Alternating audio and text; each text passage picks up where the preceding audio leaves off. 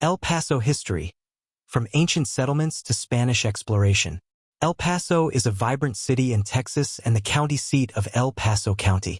As the 22nd most populous city in the United States and the 6th most populous in Texas, it is the largest city in West Texas, with a population of 678,815 as of the 2020 census. The wider El Paso metropolitan area is home to an estimated 879,000 residents. The history of El Paso stretches back thousands of years. Archaeological discoveries at Hueco tanks, including fulsome points used by ancient hunter-gatherers, suggest human habitation in the region dating between 10,000 and 12,000 years ago. Early communities in the area were primarily maize farmers. By the time the Spanish arrived, the region was inhabited by the Manso, Suma, and Jumano tribes. Over time, these groups blended with Spanish settlers, Central Mexican immigrants, captives from Comancheria, and Genazaros from various ethnic backgrounds, forming the rich mestizo culture for which the region became known. The Mescalero Apache also had a presence in the area. Spanish exploration played a key role in shaping El Paso history. In 1581 to 1582, the Chamuscado and Rodriguez expedition crossed the region, fording the Rio Grande and visiting lands that now lie in New Mexico. Led by Francisco Sanchez, known as El Chamuscado, and Fray Agustin Rodriguez, the expedition marked the first European contact with the Pueblo Indians along the Rio Grande since Francisco Vázquez de Coronado's expedition 40 years earlier. Later, in 1598, Spanish explorer Don Juan de Oñate, born in Zacatecas, Mexico, spent 10 days near the Rio Grande in what is now El Paso. During this time, he celebrated a Thanksgiving Mass, establishing one of the earliest recorded European settlements in the region. Even earlier, survivors of the Narvaez expedition, Alvar Núñez Cabeza de Vaca, Alonso del Castillo Maldonado, Andrés Dorantes de Carranza, and the enslaved Moroccan Estevanico, likely crossed the Rio Grande into present-day Mexico roughly 75 miles south of El Paso in 1535. The settlement of El Paso del Norte, now Ciudad Juárez, was founded in 1659 on the south bank of the Rio Grande by Fray Garcia de San Francisco. By 1680, the small village of El Paso served as a temporary center of Spanish governance for the New Mexico territory during the Pueblo Revolt, until Santa Fe was reconquered in 1692 and restored as the capital. El Paso history. From Texas Revolution to modern settlement. The Texas Revolution of 1836 had little direct impact on the El Paso region, as the American population there was small, making up less than 10% of the total. Despite this, Texas claimed the area through treaties with Mexico and made several attempts to assert control. During this period, the villages that now make up El Paso and its surroundings largely remained self-governed.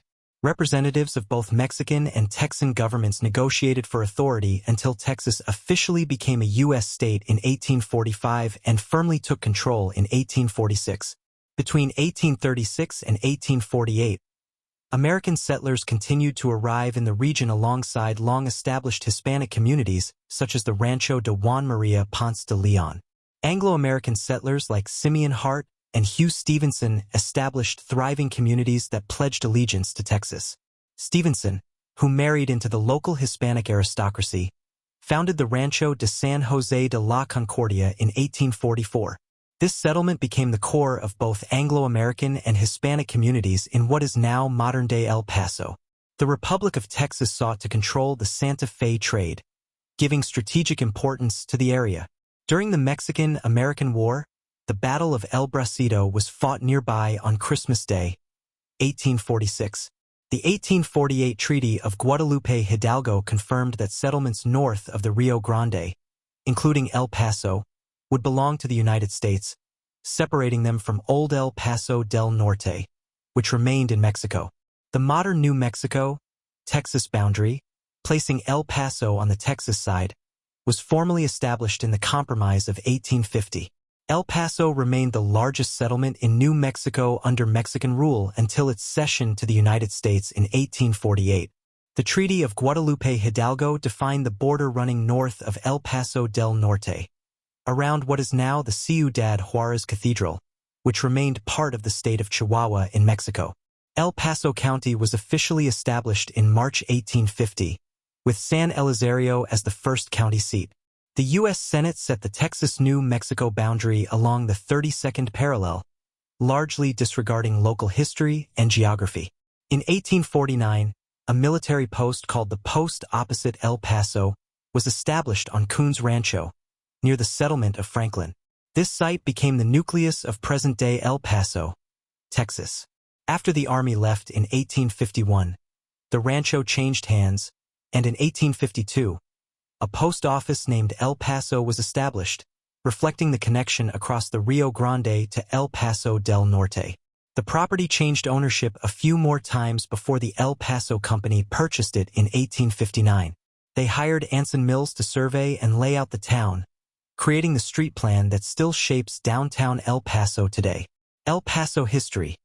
From the Civil War to the Boomtown era.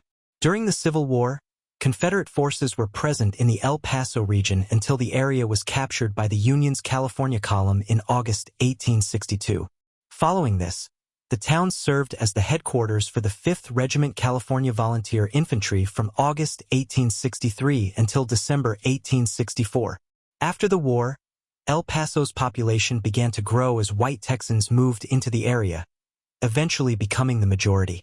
The city of El Paso was officially incorporated in 1873, encompassing the small communities that had developed along the Rio Grande.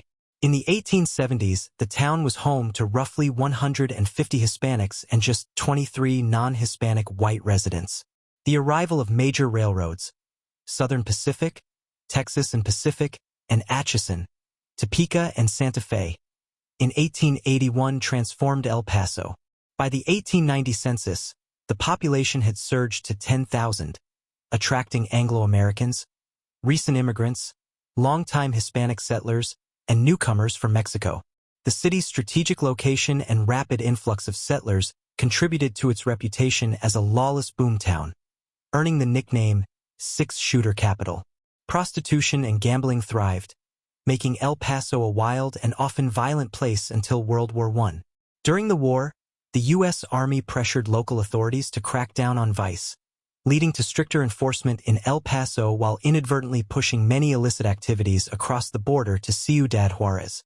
With the suppression of vice and the city's advantageous geographic position, El Paso evolved into a prominent hub for manufacturing, transportation, and retail in the U.S. Southwest, laying the foundation for its modern growth and regional significance. El Paso history, presidential visits, the Mexican Revolution, and early 20th century growth. In 1909, El Paso made history by hosting a summit between U.S. President William Howard Taft and Mexican President Porfirio Diaz. This event marked the first meeting between the leaders of the two nations and the first time an American president crossed into Mexico. Security concerns were high due to assassination threats, prompting the deployment of Texas Rangers, thousands of U.S. and Mexican troops, Secret Service agents, FBI agents, and U.S. Marshals.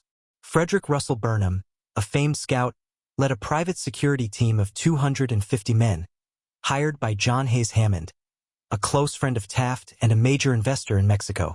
On the day of the summit, Burnham and Texas Ranger C.R. Moore foiled an assassination attempt, capturing a man armed with a concealed pistol just feet from the president's.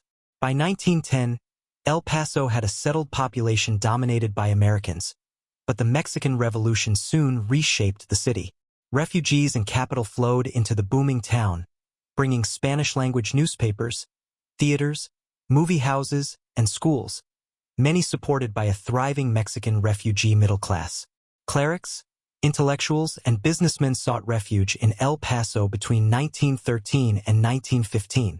However, the revolution also brought violence. Various revolutionary societies launched attacks against Texans and their Mexican political opponents in El Paso, culminating in the Plan of San Diego. This conflict led to the deaths of 21 American citizens and reprisals by local militias, resulting in an estimated 300 Mexican and Mexican-American casualties and widespread economic losses throughout the Rio Grande Valley. Despite these challenges, El Paso's population continued to grow. By 1920, With U.S. Army presence and the influx of new residents, the city exceeded 100,000 people, with non-Hispanic whites once again becoming the majority. Segregation increased, particularly affecting Mexicans and Mexican Americans.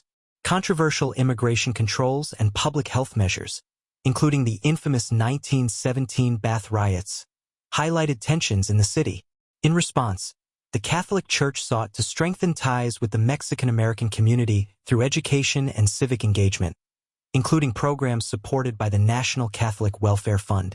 El Paso's economy also evolved during this period. Mining and other industries expanded, aided by the El Paso and Northeastern Railway, chartered in 1897 to access natural resources in the surrounding region.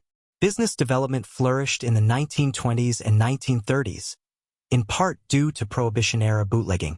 However, the city was not immune to economic hardship. Agricultural depressions and the nationwide Great Depression caused significant population losses, primarily among non-Hispanic whites, though they remained the majority into the 1940s. El Paso history, economic growth, social change, and modern challenges. During and following World War II, El Paso experienced significant economic expansion fueled by military growth in the region and oil discoveries in the Permian Basin. Industries such as copper smelting, oil refining, and garment manufacturing drove the city's growth.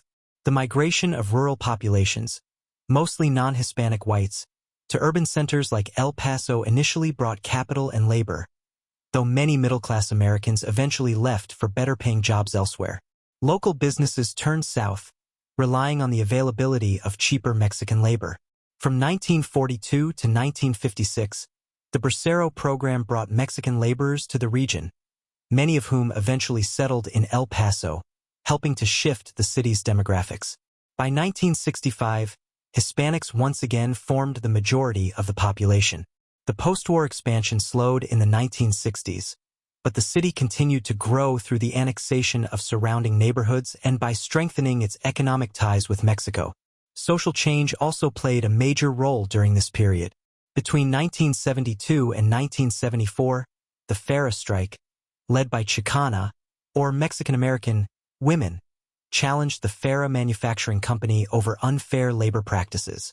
The strike was later described by Texas Monthly as the strike of the century, highlighting the growing activism of women and the Mexican-American community in El Paso. Tragically, the city also faced moments of violence in recent history. On August 3, 2019, a white supremacist carried out a terrorist attack at a local Walmart, killing 23 people and injuring 22 others, marking a painful chapter in the city's modern history.